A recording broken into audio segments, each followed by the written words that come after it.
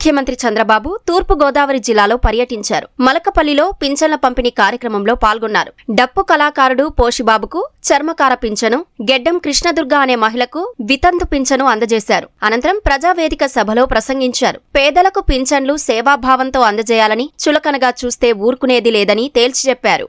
నేను రాకపోతే ఎక్కడో మన వాళ్ళు సరిగా పని చేయరనే ఉద్దేశంతో నేనే నేరుగా ఒక గ్రామానికి వచ్చినప్పుడు అందరికీ భయం ఉంటుందనే ఉద్దేశంతోనే నేనే వచ్చి పింఛన్లు ఇచ్చే కార్యక్రమానికి శ్రీకారం చుట్టాను. పింఛన్ ఇస్తారు, చేదరించుకుంటే ఇవ్వడం, లేకపోతే ఏదో వీళ్లు డబ్బులు ఇచ్చినట్టు ప్రవర్తించడం కాదు.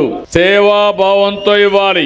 పేదవాడిని చులకనగా చూస్తే వదిలిపెట్టనని చెప్పి చాలా స్పష్టంగా ఆదేశాలు ఇచ్చాను. అనర్హులకందరికీ పింఛన్లు ఇవ్వడానికి వీలు లేదు. గడచిన 5 సంవత్సరాల ప్రభుత్వంలో వాళ్ళ కార్యకర్తలకు పింఛన్లు ఇచ్చారు. వికలాంగుడు కాకపోయినా బ్రహ్మాండంగా కారు డ్రైవ్ చేసే వ్యక్తులకి వికలాంగులు అని చెప్పి పెన్షన్లు ఇచ్చిన సందర్భాలు ఉన్నాయి. దివ్యాంగులకు ఇవ్వాల్సిన పింఛను కూడా వీళ్లే కబ్జా చేసే పరిస్థితికి వచ్చారు. అలాంటివన్నీ తీసేస్తే ఎదురుదాడి చేస్తున్నారు. నేను ఏ నిర్ణయం చేసినా దానికి ఆధారాలు పెట్టుకొని చేస్తాను తప్ప ఆషామాషిగా చేయమని చెప్పి కూడా నేను మీకు తెలియజేస్తున్నా.